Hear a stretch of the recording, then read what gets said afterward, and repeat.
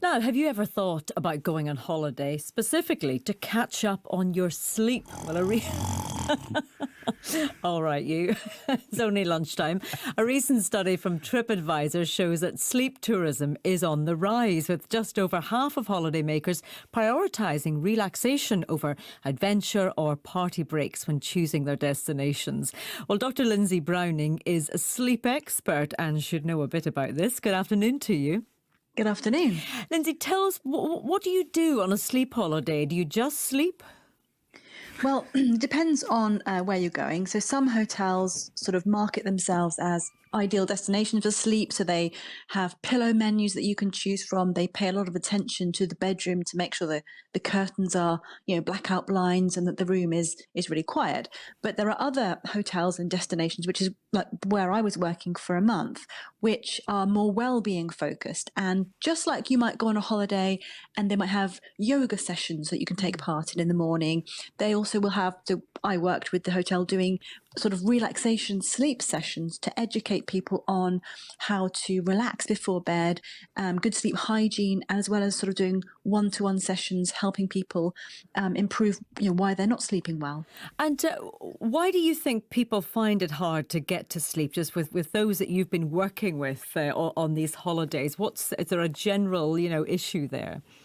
Yeah, generally speaking, it's stress, it's anxiety, it's that busy mind when it's time to go to bed. That's the number one reason people say they can't sleep. They lie down in bed and their mind just suddenly goes bing, a million miles an hour, reminding them all the things they should have done, didn't do, could have done better. And that sort of anxious mind is keeping people from being able to go to sleep. I remember during the pandemic, there was a lot of talk about people finding it harder to sleep, that their sort of sleeping pattern was disrupted. Do you think there's still a bit of a hangover from that?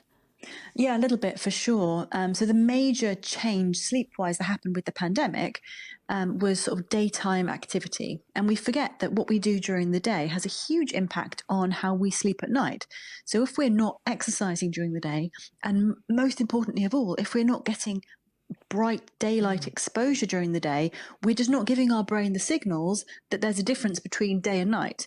And with everyone, still doing lots of hybrid working, there's lots of times we might not leave the house during the day. You wake up in the morning, you make yourself breakfast, you switch your computer on, you do work all day, you make yourself dinner, you watch Netflix and you go to sleep, and you haven't left the house.